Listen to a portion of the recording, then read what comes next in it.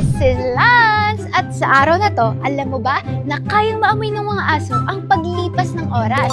Yes! As in oras talaga! Ayon sa scientists na tulad ni Alexandra Horowitz, ang mga aso daw ay nakakaramdam ng pagbabago sa scent molecules sa paligid nila.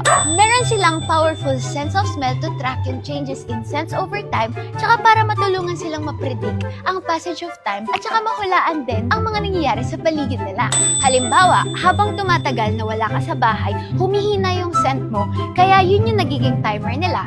Kaya pag uwi mo, kahit wala silang relo, alam nila na matagal kang nawala. Kaya ganun na lang yung happiness and excitement nila pagdating mo. Ang galing, no? Hindi lang sila loyal, super sensory powered pa sila. Ayun lang para sa araw na to. Like and follow this page. God bless! Keeps! Nawiwi naman. Sige, ang powerful sense of smell to track